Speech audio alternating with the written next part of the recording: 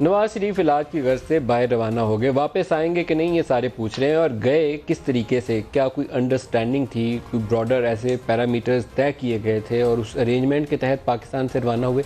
ये सवाल बार बार इसलिए पूछा जाता है कोर्ट के किसी ऑर्डर की कॉन्टेम्प्ट किए बगैर कि माजी हमारा ऐसा है। ये कोर्ट को हम चैलेंज करें बगैर 100 दफ़ा कह सकते हैं कि माजी में इतनी डीलें ऐसी हुई हैं।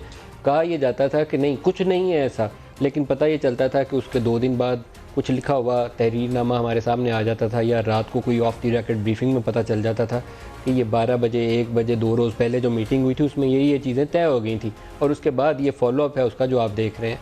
तो पूरी हमारी सियासी तारीख इसी तरह के। नवाज शरीफ साहब जब मिलिट्री टेक ओवर के बाद मुशर्रफ साहब के भी पाकिस्तान से बाहर गए थे तो डिनाइल था कि नहीं कुछ नहीं है, कोई तहरीरी मुआहदा नहीं है। बाद में सारा कुछ आ गया कि नहीं तहरीर करके गए थे, मुआहदा भी हो रहा था, उस मुआहदे की रोशनी में बाहर गए और 10 साल वापस नहीं आना।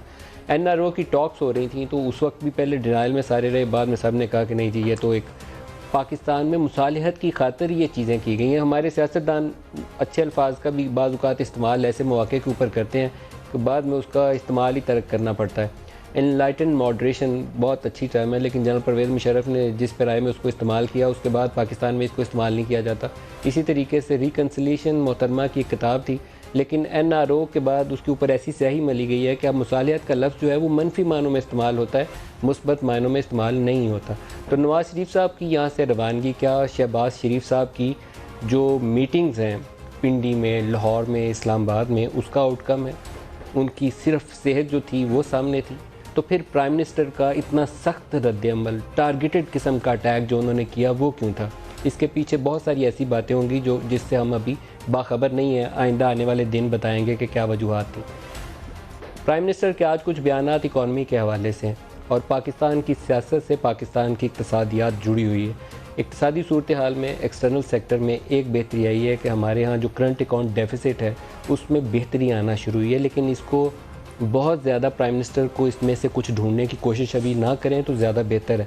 4 माह जो रवा माली साल के हैं उसमें बरामदात में 3.8% 3.8% इजाफा हुआ, which is not good enough, क्योंकि डिवैल्यूएशन के बाद ये इजाफा कम व बेश 25% 20% की रेंज में होना चाहिए था।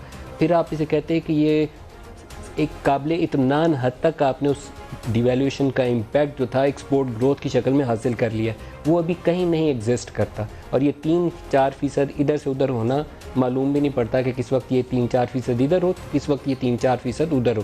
तो इसमें बहुत मेहनत करके आगे जाने की ज़रूरत है। एक गुंजाइश पैदा हुई है जिसमें आप रुपए को स्ट्रेंथन थोड़ा सा होने दें, इंटरेस्ट रेट को कट डाउन करें, और वो जो पैसा बचेगा इंटरेस्ट पेमेंट से उसको डेवलपमेंट स्पेंडिंग में लगाएं ताकि कुछ इकनॉमिक एक्टिविटी स्टार्ट हो, लोगों को रोज़गार मिले, कुछ ज़िंदगी में आसानी पैदा हो।